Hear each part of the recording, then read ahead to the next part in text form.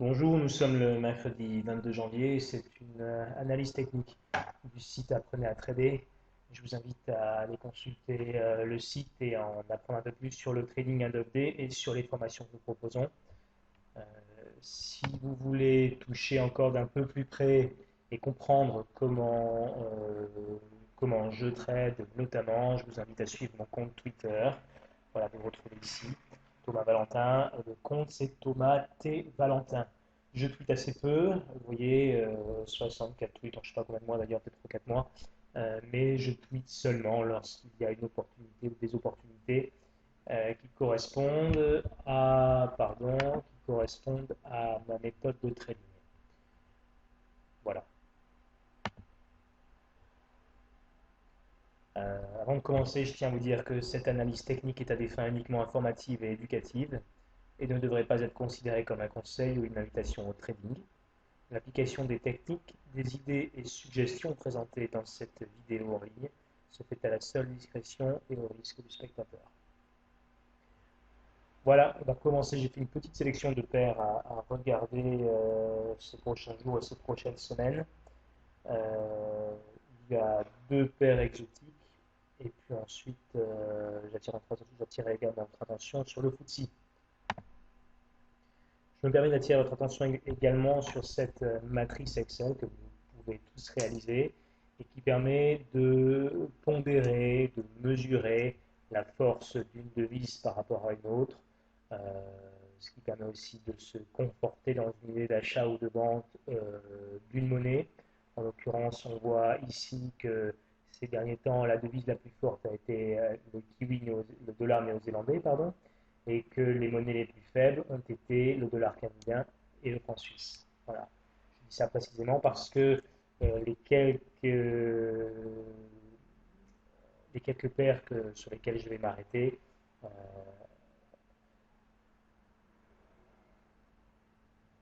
comprennent notamment ces deux devises-là. Donc, dollar canadien et le franc suisse à regarder pour ces prochaines semaines.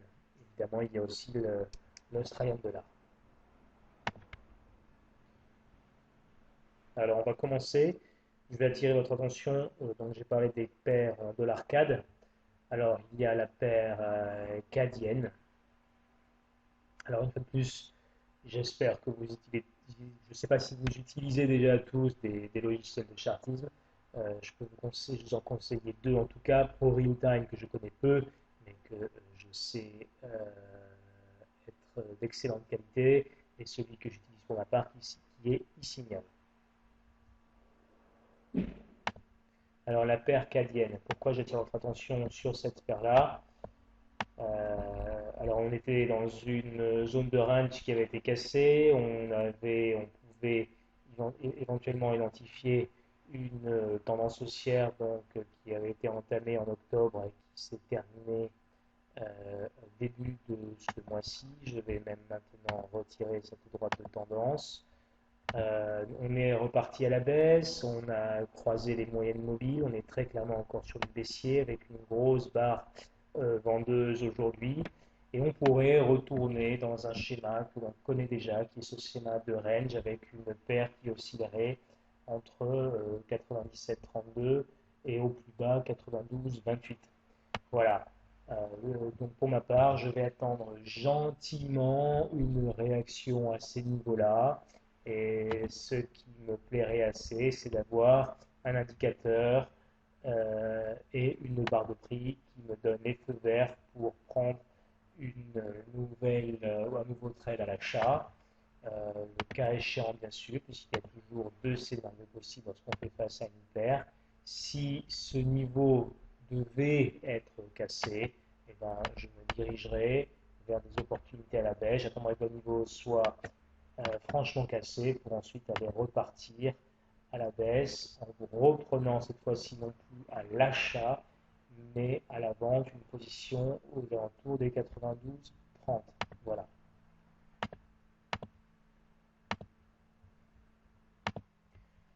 La paire dollar canadien franc suisse, là encore, on a eu, enfin je dis là encore, un dollar canadien qui est qui est vraiment en défaveur, qui se fait croquer depuis maintenant un certain temps par le franc suisse. On a une superbe, je dis superbe vraiment parce que une superbe tendance baissière, donc on a très bien pu identifier avec une jolie droite de tendance. On voit bien que la moyenne mobile 20 est sous la moyenne mobile 50, qui elle-même est sous la moyenne mobile 200. On a une très belle cyclicité avec des cycles bien définis. On voit bien qu'on se retrouve avec des hauts de plus en plus bas et surtout des bas de plus en plus bas. Voilà ce qui est bien l'élément indispensable pour confirmer une tendance baissière. Le dernier rebond et la dernière opportunité en ce qui me concerne s'est trouvé au 6 de ce mois-ci avec un très joli rebond baissier sur moyenne mobile 50 et sur un précédent niveau de support résistance.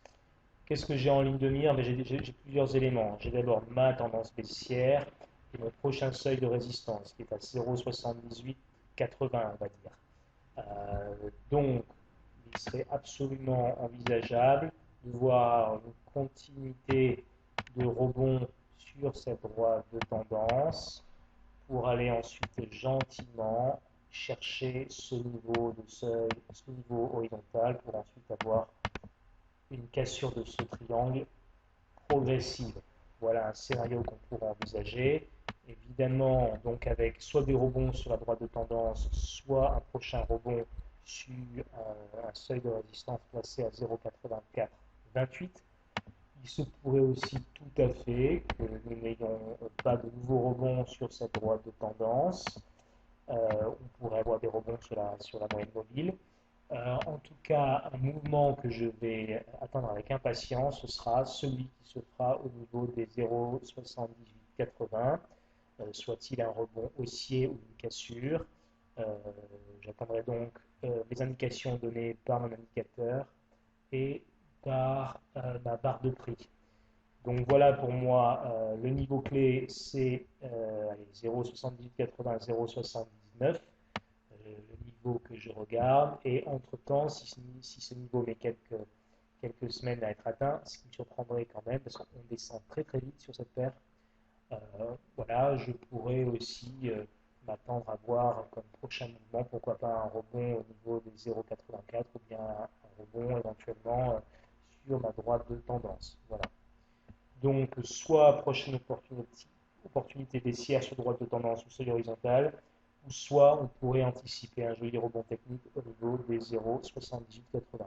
Là encore, rien n'est garanti. Il faut simplement attendre que ces niveaux soient touchés et prendre une décision en fonction des éléments qui nous permettent d'appliquer la stratégie, en l'occurrence l'indicateur, le stochastique et la barre de prix.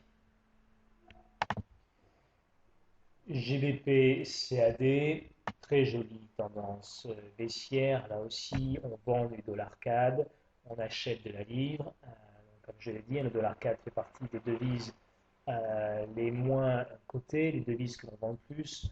On a une très très très jolie tendance haussière qui est en plus engoncée dans un canal haussier qui a été à maintes reprises respecté.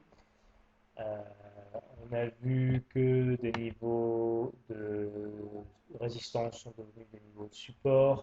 Le dernier niveau que l'on a cassé était 1,79. On en a créé un au 1,80. D'ailleurs, on pourrait très facilement déplacer ce seuil au niveau des 1,80 désormais. Je pense que ce seuil a plus de sens. En tout cas, on a cassé le canal haussier.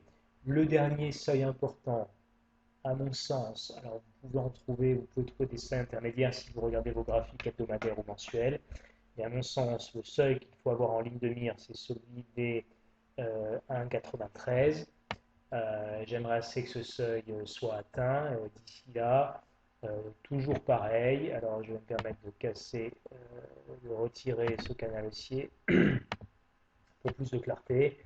D'ici là, je trouverais assez agréable de voir une poursuite de cette tendance avec de nouveau la continuité dans la cyclicité, donc avec fin de phase 1 de cycle, avec une phase 2 de cycle, une fin de phase 2 qui idéalement devrait se situer au niveau des 1,80 qui nous offrirait une nouvelle option d'achat.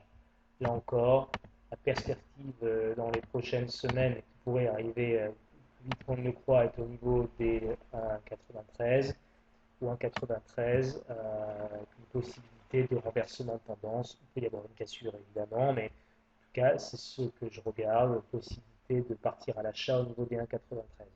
Là encore, à condition que mon indicateur et que le prix nous envoie des signaux favorables. USD CAD, là encore, hein, on essaie le moins possible de garder du CAD dans la poche, de l'arcade. On a cassé le dernier seuil qui avait été réalisé au 1,0735. On a une très forte tendance haussière, bon, des cycles qui sont un peu moins définis que précédemment, mais qui sont quand même pas mal du tout. On a une jolie droite de tendance, moyenne mobile qui sont très dégagées. Mon prochain seuil est situé très très haut, donc là je ne suis pas prêt de prendre un trade à ce niveau-là. Mais par contre, de la même manière, prochain trade, prochaine opportunité possible, une correction qui nous ramènerait au niveau des 1,0730, bien une correction qui nous ramènerait au niveau de la droite de tendance, qui pourrait à ce moment-là s'additionner à une moyenne mobile. Donc on est toujours sur du haussier. Le but, c'est maintenant de patienter pour des phases de correction qui nous offriraient des nouvelles opportunités à la hausse. Un peu dans le même esprit, Eurocad, on a cassé un seuil récemment, celui des 1,4890, on va dire 1,49. On a une droite de tendance, on a moyenne mobile 20 qui est largement au-dessus de 50, qui est même largement au-dessus de 200, donc on a une vraie tendance haussière sur cette paire. Là aussi, on veut se débarrasser du dollar canadien. On a des plus hauts, toujours plus hauts, des plus bas, toujours plus hauts. On a une belle cyclicité. À quoi est-ce que l'on peut s'attendre si cette cassure est confirmée et qu'on continue à aller à la hausse? Ben là encore, il faut toujours retenir la même règle, ce qui était résistance devient support, donc on va attendre une correction pour ensuite, non plus, pour ensuite pardon, prendre des positions à l'achat au niveau de 1,49. Voilà. Alors bien sûr, s'il n'y a pas de rebond technique satisfaisant à ce niveau-là, il y aura des opportunités de rebond technique au niveau de la moyenne mobile 20 ou 50. On a vu d'ailleurs qu'elle servait assez régulièrement à la prise de position. Là, rebond sur moyenne mobile 50, droite de tendance, rebelote, moyenne 50, droite de tendance, moyenne 50, euh, moyenne 20. Donc voilà, là encore, il devrait y avoir de nombreuses opportunités. Il y a une belle cyclicité, on devrait rester encore à l'achat sur une période assez longue. J'imagine. Je vais juste passer sur du mensuel avec vous pour voir si je me trompe, si on peut repérer éventuellement un seuil de support résistance proche. Pour ma part, je trouve qu'il est difficile d'en définir vraiment un. Ça nous emmène très très haut tout ça. Donc je vais plutôt, sans me fixer d'objectif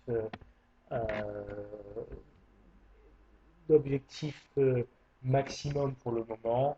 Voilà, je serai en tout cas très content de me retrouver avec une phase de correction au niveau des 1,49. Les livres francs-suisses, alors c'est assez intéressant parce qu'il y a eu beaucoup de mouvements dans la journée. C'est une paire que je regarde avec intérêt depuis quelques jours. Pourquoi? Pareil, on a une très belle cyclicité, il y a une véritable tendance haussière, on a des plus hauts de plus en plus haut, des plus bas de plus en plus haut. Qu'est-ce qui s'est passé récemment? À peu près hein, le seuil de résistance à 1,4815 que l'on a cassé nous a servi de point de repère pour un rebond à l'achat. Bon, ce rebond a été complété plutôt à ce rebond, c'est additionné un rebond sur la moyenne mobile 20. Ce qui est intéressant, c'est que nous approchons d'un nouveau seuil de support et résistance. On peut déjà commencer à deviner une potentielle divergence du stochastique. Je serais curieux de savoir quel type de barre nous allons recevoir demain. Je ne serais pas surpris d'avoir une barre acheteuse, pardon, une barre vendeuse. Et si elle n'est pas trop grande, je réfléchirais à prendre une position à la vente pour aller grappiller potentiellement 200 pips, à condition bien sûr que la barre vendeuse de demain me permette d'avoir un ratio risque sur gain ou gain sur risque au moins égal à 2. Voilà, donc s'il n'y a pas de renversement et de rebond technique à ce niveau-là, si en tout cas s'il y a une cassure, et ben, de la même manière, je saisirai l'opportunité de cette cassure pour attendre que ce seuil de résistance devienne un seuil de support pour prendre une nouvelle position à l'achat. Voilà. Donc c'est une paire à regarder avec attention. Demain, de la même manière, GBP, JPY, toujours une belle tendance haussière, une cyclicité, vous voyez des cycles assez courts mais assez bien dessinés. Alors même si c'est vrai que récemment, on a vu des petits cycles avec des bas de plus en plus bas et des hauts de plus en plus bas. En tout cas, si c'est le cas, il n'y a pas de panique. On pourrait tout à fait avoir une continuité de ce mouvement haussier avec des prises de position sur des rebonds techniques sur cette droite de tendance, potentiellement un rebond technique sur les 165. Et si jamais ces rebonds se confirmaient, on aurait en ligne de mire les 179,50. On a un triangle haussier qui pourrait se refermer. Donc à mon sens, il y a encore quelques belles opportunités à la hausse à prendre sur cette paire. Euh, voilà, en tout cas, donc, je serais assez ravi de voir soit un rebond sur le niveau horizontal, soit un rebond sur droite de tendance, et si possible, additionné à une moyenne mobile. Euh, le rand sud-africain face au dollar US. Là aussi, le rand sud-africain est en perte depuis un certain temps. On a une très jolie droite de tendance haussière. On a une très belle tendance haussière. On a des plus hauts historiques qui sont à 1,82, ils sont encore assez loin. Mais on vient de franchir un seuil horizontal. Euh, J'aimerais que se dessine l'opportunité de prendre un rebond technique haussier sur ce seuil qui vient juste d'être cassé. Voilà. Enfin, pour ce qui est du Forex, dollar Singapour, dollar US, on a le support d'une droite de résistance, on est sur un mouvement haussier, on a cassé un seuil intermédiaire au 1,2573 et on s'approche tranquillement d'un seuil important qui est celui des 1,2853, au niveau duquel je ne serais pas surpris qu'il se dessine une opportunité de renversement de tendance et de position à la baisse. Alors bien sûr, on sera probablement coincé dans ce triangle, euh, mais voilà, on peut raisonnablement envisager de rester dans cette grande zone de range. Voilà, et évidemment, si on n'a pas d'opportunité de partir à la baisse, et si jamais il y a une cassure de ce seuil, là encore, on viendra tranquillement chercher une opportunité avec un rebond technique sur ce seuil pour aller chercher le prochain qui est au niveau des 1,3150. Enfin, j'attire votre attention ce soir, donc le 22 janvier plus particulièrement, sur le FTSE 100, le FTSE 100, puisque nous sommes à un niveau horizontal au niveau des 78,50 qui a été refusé euh, par le passé. Là, ça nous ramène au 20 mai, cela. Euh, on a une divergence du stochastique pour ceux qui traitent le stochastique et qui comprennent et qui savent lire les divergences, ce qui veut dire qu'on a des hauts de plus en plus hauts sur le prix, alors qu'on a des hauts plus bas sur le stochastique.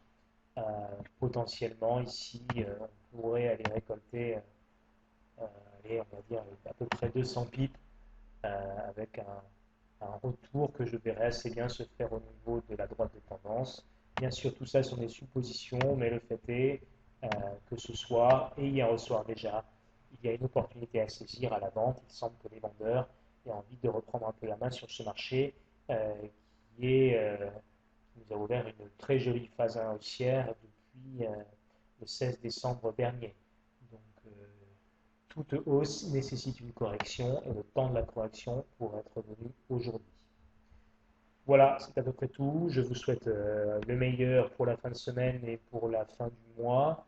Euh, si vous voulez plus d'informations sur le trading à 9D, si vous n'avez pas beaucoup de temps pour trader et que vous recherchez malgré tout la performance, si le trading intraday ne vous convient pas parce que il engage beaucoup trop vos émotions et il engage beaucoup trop de stress, alors n'hésitez pas à me contacter via le site ou via mon email tvalentin@apprenezatrader.com. Je vous souhaite une excellente soirée. Au revoir.